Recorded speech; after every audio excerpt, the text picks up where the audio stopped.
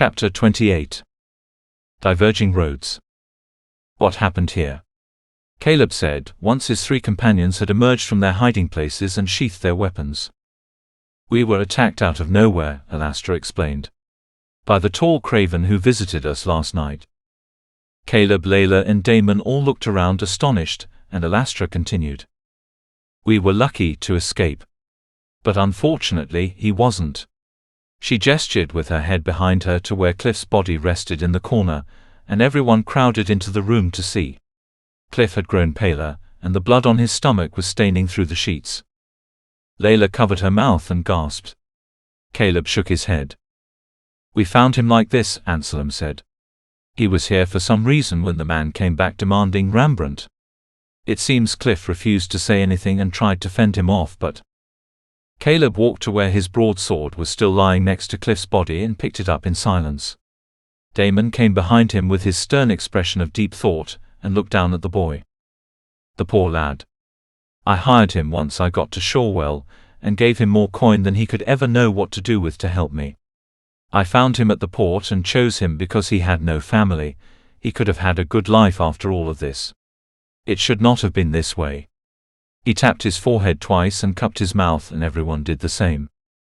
That man did this. So he is dangerous after all, Layla said. Did you find out anything else about him? She asked. Why didn't he attack us last night? We know his hexes are powerful beyond anything I've ever seen, Anselm said. Even El was no match for him. Alastra frowned but did not deny it. She kicked the wall in humiliation. We got a good look at him, but he didn't say much else, Anselm continued. And he had a face that would stop a gruel in its tracks. Pale and sickly. As to why he didn't attack us last night, well, that's anybody's guess. Before he left, he said we were of no concern to him. They all grew silent, perplexed and still in grief for the death of their young innocent defender. Father, Caleb said. You know nothing of this man. He is looking for Rembrandt, and that means one of us. Damon pulled his hat back out from his cloak and put it on his head, veiling his face in shadows. I know nothing of this man. But I am quite sure Rembrandt refers to myself. I conclude he is a foreigner of both our lands and the East. From outside of the hidden lands entirely, somewhere in the far reaches beyond the Great Waste. Why? Caleb asked for all of them. Simple. His abnormal height, Damon continued. It is said the peoples in the far reaches are taller than those of our home here in the hidden lands. My only guess for someone to travel such a tremendous distance is that they are in search of the hallowed. After all, it has been sought by many since the dawn of time, and it will always be so. Fate has pulled us all into something that we may not yet fully understand. From beyond the Great Waste. Who ever heard of such a thing? Alastra muttered. And what of the manor? Said Leothran, changing the subject. You return so soon. Have you learned anything of the invaders' plans? We have, Caleb replied. He looked at Anselm and Alastra and swallowed. I heard it from Queen Tamara herself.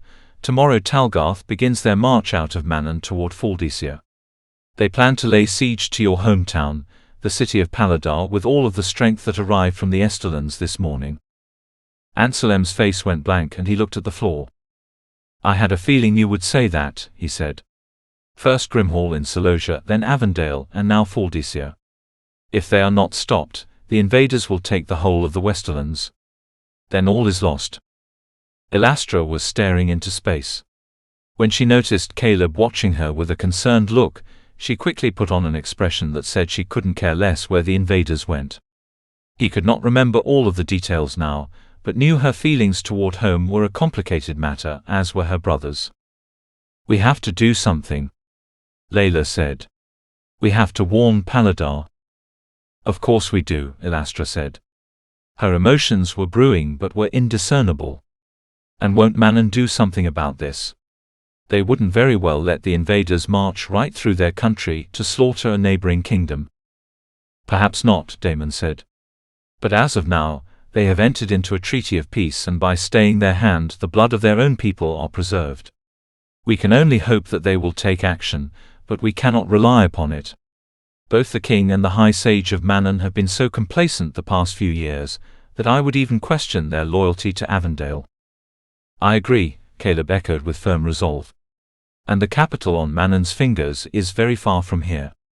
By the time word reaches them, Manon will be useless. We have to warn the king of Paladar. Father, you have met him before, have you not?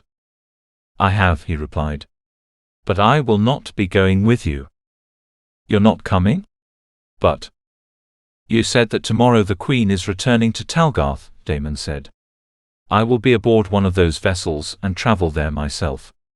I will follow them back to their own lands. Steal onto one of their ships. Anselm mused.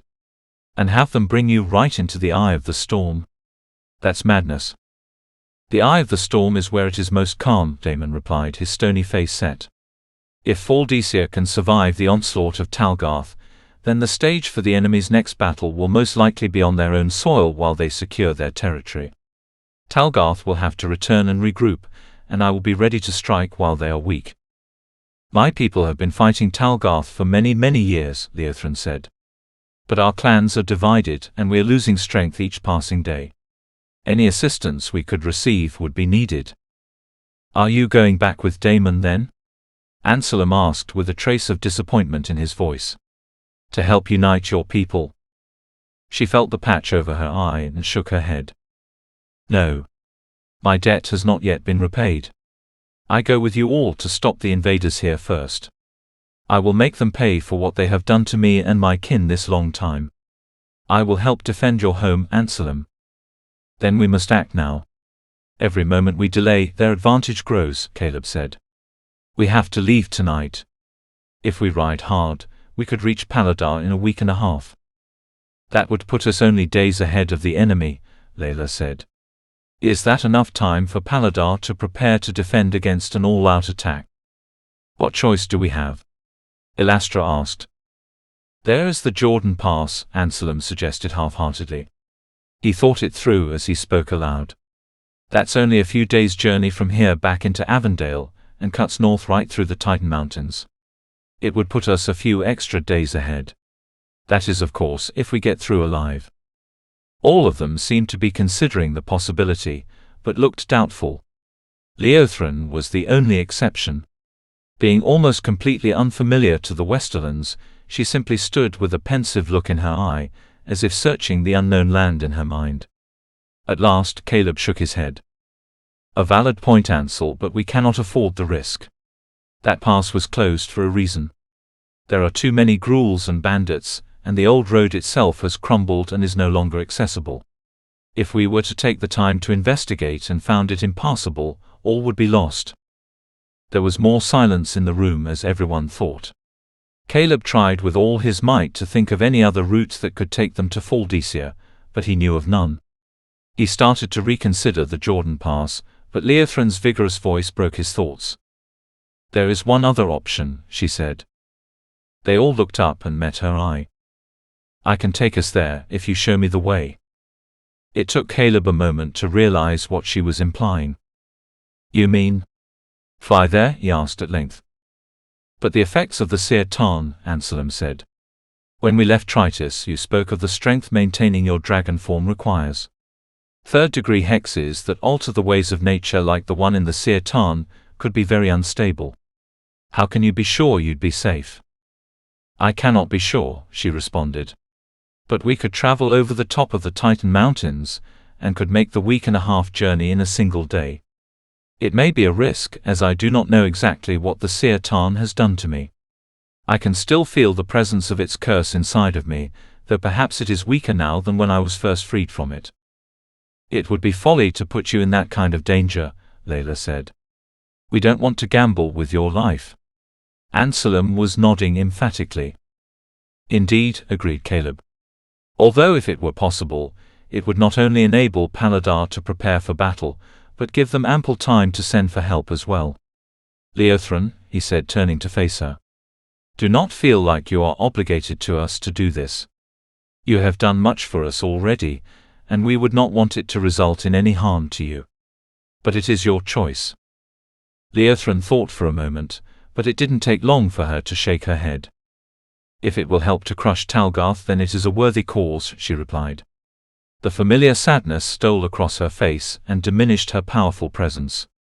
Such a journey will surely require every whit of willpower I possess, and if it does in fact take my life, at the very least I will have fulfilled my debt, a small sacrifice I am glad to make. Because of the Seer Tarn I can no longer see the emanations of living things, yet this meager existence I have been chained to could still prove helpful. Anselm looked as though he wanted to comfort her, but Layla acted first. You must not say such things, she said, placing a hand on Leothrin's shoulder. She smiled half-heartedly in return. And if I am able to endure, Leothrin continued. There are 2 capable wardens in our presence who could help me. Anselm and Elastra gave her a reassuring nod. I do not know your lands. If you can show me the way, we can leave as soon as we are ready. We will show you the way, Anselm said, stepping closer. Paladar is not a target you'd likely miss. Even on the ground, the city can be seen from far, far away. It is that large? Leothrin asked. It's not the size that makes it visible, Elastra explained. Paladar is nicknamed the City of Fire. It is renowned for workings of glass, and the castle and many of the buildings surrounding it are overlaid and decorated with it. When the sun is just right in the sky, it reflects the light, resembling a pillar of fire standing on the hill. It's quite a sight, Anselm added. You shouldn't have any trouble finding it once we show you the way over the mountains. You're sure you want to do this? I am sure, she said. Although you should know that there is much risk involved even to the rest of you. If something were to happen to me while we are in flight. It is not exactly enjoyable, Caleb said with a smile. He could still remember the feeling of falling toward the mountains near Tritus, the last time he had been with her in flight. That seemed so long ago now. But we trust you, he continued. You are our only hope. And Faldicia's. To think that such a journey would take place here, Damon said from behind them. They had all nearly forgotten he was there. While they were speaking, he had removed his red Talgarth cloak, and had packed a few provisions into the bag slung over his back. He was ready to set out. To Caleb he almost seemed indifferent to the subject at hand, once again becoming the shadow of a man with a blank face and empty eyes. A Sartir, carrying men and women of Avondale across the Titans, Damon said, adjusting his belt and pulling his hat tighter onto his head. It is well. I trust all of you will get to Paladar safely and quickly. I must go now. I will see to it that your horses are brought back to Tritus. He bowed low and made for the door. None of them knew quite what to say at the sudden departure. Father, Caleb said. He was not sure if he wanted to argue further or embrace him. He stood there in silence, feelings of love and resentment boiling together into a confusing mixture of unspoken words. Thank you for everything, he said at length. Be careful. Damon's eyes appeared from beneath the brim of his hat, and his thick eyebrows rose above his weary eyes. A smile spread from underneath his moustache. And you also, son. Your mother would be proud. There was only silence in answer. Damon faced all of them. I entrust to all of you the safety of the Westerlands. Fly well and help Paladar. May fate keep you in his hands, he said. They all bowed and bid him farewell, and before they knew it, the door had closed behind him and he was gone. Fate keep you as well, Caleb whispered at the door. Well then, Elastra said, turning their attention back to duty. We had best do what he said and leave at once. I'll be happy to say farewell to this smelly city, even if it is from hundreds of spans in the air. Are you sure we won't just fall off your back? She asked Leothrin. A valid question we will have to discuss, she responded. And after we have prepared, it would be well to be a few miles out of town before I change. We do not want any eyes on our escape if we can help it. They all agreed. Caleb thought it was odd to hear her talking about transforming so matter-of-factly. Despite the fact that this would be his second time in the air with her, the thought of riding to another kingdom on the back of a dragon seemed unreal to him, something that would only be possible in his imagination. Naturally. A few weeks ago I had never even seen a Sartir. They all moved about the wreckage of the room to gather their things, as Leothrin explained an ancient custom in which Sartir would carry riders. Zaya, she called them. She said in the ancient days when the first satyr left the heartland, it was common for the satyr to battle in partnerships, one remaining in human form while the other changed, so that they could have the advantages of both forms at all times and alternate as needed. This proved a valuable battle technique during their 500-year trek across the far reaches and through the Great Waste to their eventual home in the Hidden Lands. Caleb had heard fables of these events, but for the first time he could distinguish them as historical fact. He listened carefully as she explained the intricacies of crafting saddle-like contraptions that could be roped around a creature such as a dragon, so that a rider could sit comfortably. The process was often difficult and time-consuming, as each creature was different in shape and size. Anselm had a knack for tying knots, and naturally began to discuss the possibility of making a crude form of the contraption she had explained, so that they could use it on their coming journey through the sky. Caleb was grateful for it, and left it to him while he continued to gather his gear. He and Layla removed their Talgarth robes with great satisfaction, and stuffed them into one of their bags in case they needed them later. Caleb returned his broadsword to its discarded sheath next to Cliff's body, and strapped it back to its place on his back. As he replaced the last of his trinkets back into his pockets, he checked to see if anything had gone missing during the attack, and was relieved to find the ring for Layla among them. He flipped it in his fingers and examined its band and red center stone, before looking up at Layla, who was adjusting the strap on her quiver. Then, like always, he stowed it away with the rest of his things before she could see. When they had all finished their preparations, they gathered around Cliff. "What should we do with him?" Layla asked. "My father said he had no family," Caleb said. "I suppose we should take him with us outside of town and bury him." A knock came unexpectedly from the door. "Hello," came the voice of an older man. It was anything but threatening. The door opened, and there in the hall stood a short, chunky man with grey stringy hair holding a bucket in each hand and rags under his arms. He stepped into the room without asking, and looked slowly around with wide bug eyes and a gaping mouth. "Who are you?" Elastra asked. The man's eyebrows lowered, and he looked at her with a scowl. "I'm the innkeeper that's been keeping all you folks a secret down here," he grunted. "Only for Mr. Rembrandt would I hold 2 rooms back from the invaders. They're loud and think they own the city, but they pay well. And look what you've done with the place. Some of this furniture came from across the sea, it can't be replaced." "Well, clearly you weren't keeping it secret enough," Anselm said in an irritated tone. "A stranger came in on us today and killed the boy." He pointed to Cliff. "And nearly us with him." The innkeeper's eyes went to Cliff and his round face drooped solemnly. "Mr. Rembrandt just sent me to clean up." He mentioned the lad. "You all get out of my inn if your business is done. I'll take care of him. Be sure to stop at the kitchen upstairs on your way out to fill your bags with provisions. They are expecting you." His eyes never moved from Cliff's body as he spoke. They all threw their saddlebags over their shoulders, and Caleb took one last look behind him with a remorseful stare before he led the way out of the room.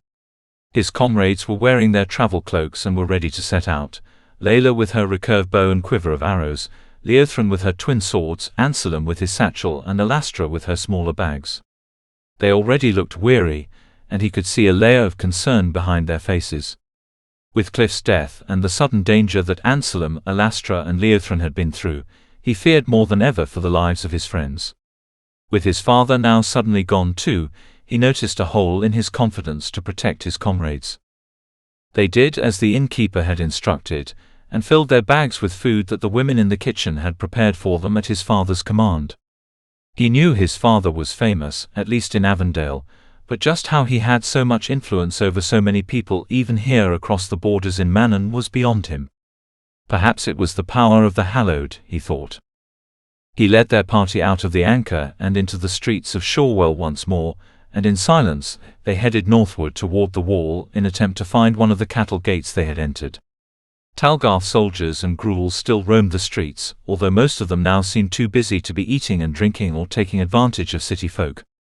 As they went, they got no more than a suspicious glare from them. At some point during the walk, Caleb noticed Leothran had called Anselm to the back of the group, and they talked 10 paces behind the rest of them for a while. Anselm came up to Caleb's side, grumbling and trying to hold all the gear his horse would have normally been carrying. "Sounds like we will need to make another stop somewhere before we can leave. Leo tells me we will need a long length of strong rope to make this work, and I'm guessing the port might be a good place to look." "Rope?" Caleb asked. "Yes, rope. She says it would be best to tie it around her neck and again around her waist, so that we can strap our bags to it and have something to hold on to while we are in flight." He whistled and shook his head in disbelief at his own words. "What are we doing? Whoever heard of flying on a dragon?" He laughed. Caleb chuckled with him. "Won't putting a rope around her neck hurt her?" "Don't ask me. It was her suggestion." "Well, we are already into the fourth quarter of the day, and the sun will be gone in a few hours. Maybe you had better go now, and meet us outside the city later." "You may be right," Anselm said. "It shouldn't be any trouble getting out as the soldiers make ready to leave. I could be back before sundown." After they established a general area to regroup, Anselm happily distributed his load to the rest of them, and left in search of rope while they continued onward, the added weight of his baggage being extra motivation to find somewhere secure outside the city where they could rest. Once they reached the wall, they followed along its line, and found a similar gate to the one they had entered without much difficulty. After trying to pick the lock holding the chain in place, Caleb resorted to breaking it with the butt of his sword again. They made their way up the incline of the surrounding hills of Manon for a mile or so, before they stopped in a small grove of trees, standing atop a section of small hills that waved up and down in a series of slopes and ditches. There they all dumped their bags and sat down to rest.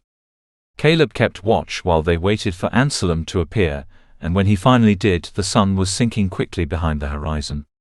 He was heading more eastward, and Caleb shouted until Anselm noticed and started heading their way.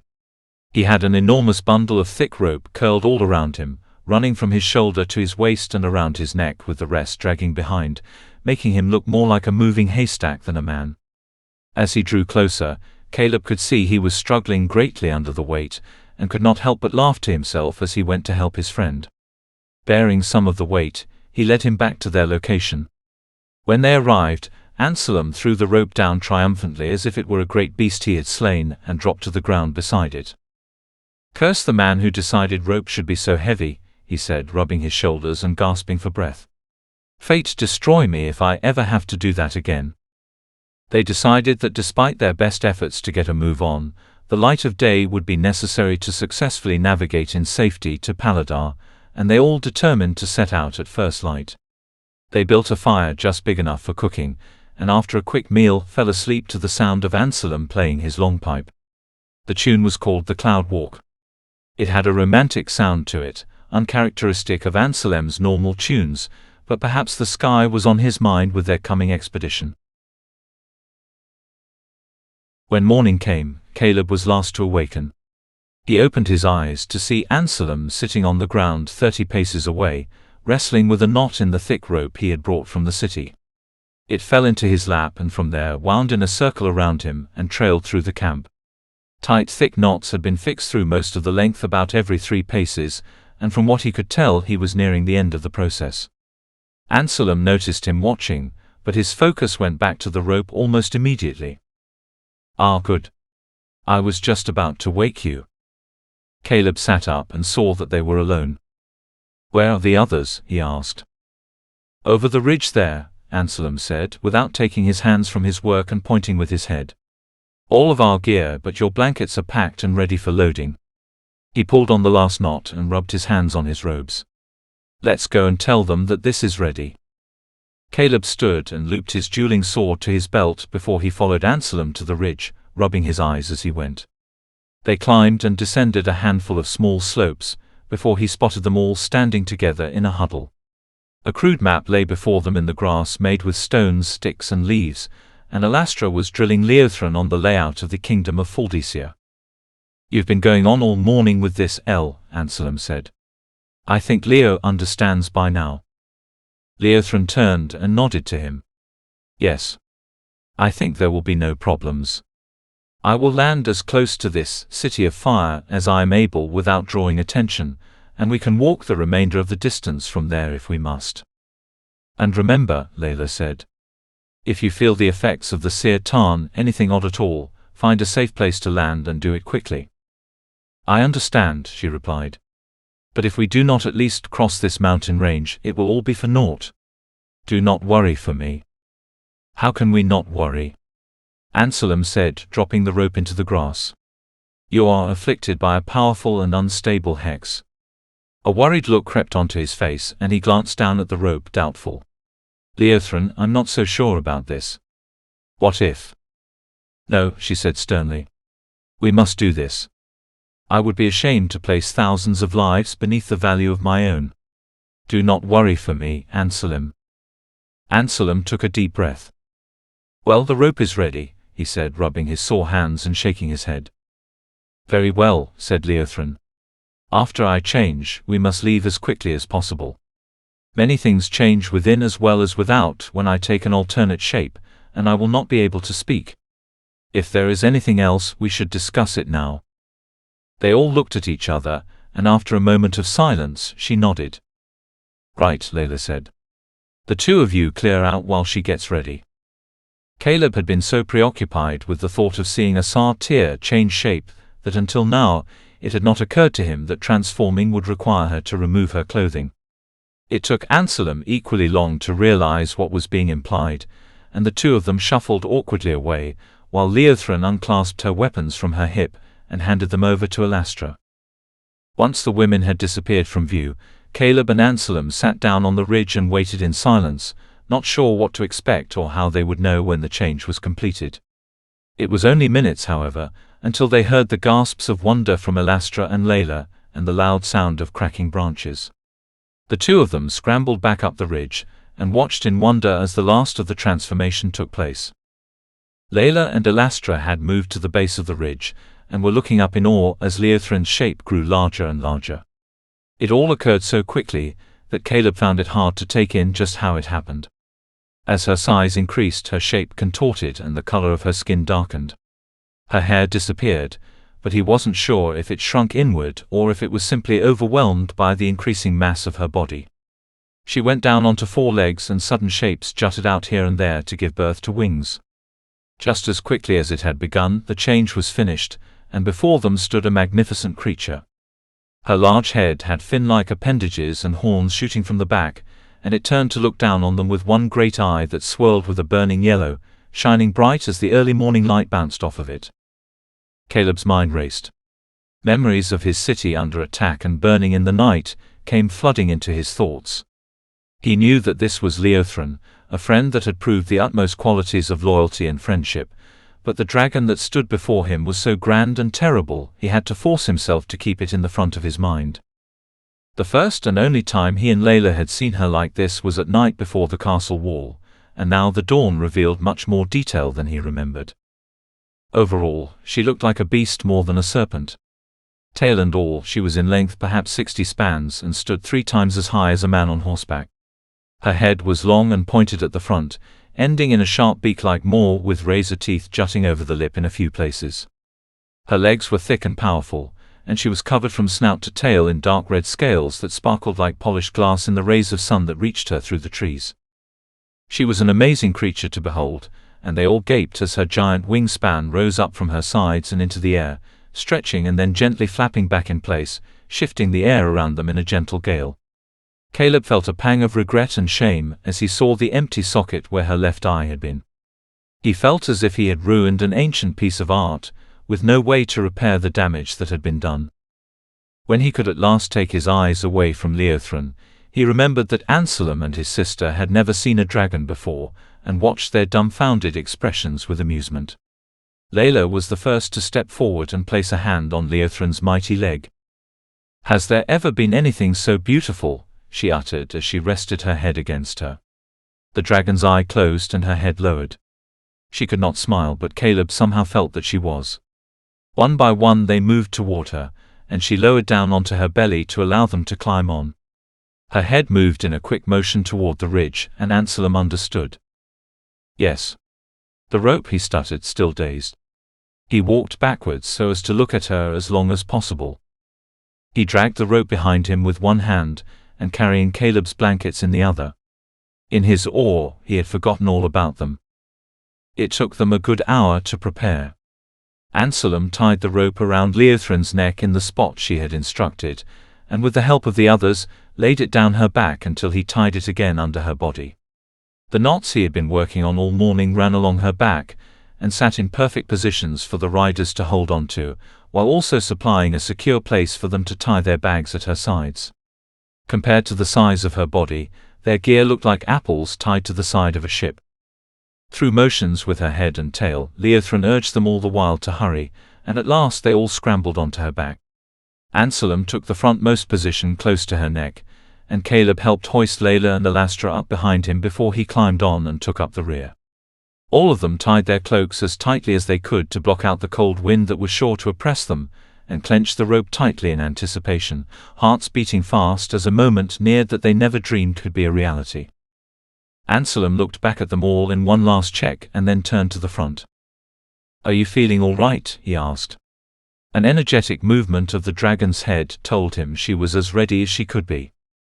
"All right, Leo. Let's go." Leothrin lifted her head to the sky and made the shrill but beautiful cry of the dragon. Her wings lifted and started to beat hard, bending the trees around them and sending up a whirlwind of leaves and grass as her clawed feet left the ground. They all grasped the rope and laid low to her back, as she rose higher and higher, until they could gaze down at shorewell scattered across the land to the ocean and the 4 large barges waiting to depart from the port. Caleb thought of his father down below somewhere and gave him one last farewell in his heart, as Leothrin changed direction and shot northward toward the mountains. The few people that caught hold of the sight dismissed the impossibility as trickery of the mind. Thank you for listening. Subscribe and ring the bell so you don't miss the next chapter. Episodes go live every Monday and Friday morning at 10 a.m. Eastern Standard Time. The audiobook can be purchased in its entirety on Google Play Books. Get the whole trilogy now in both paperback and ebook formats. All links are in the description.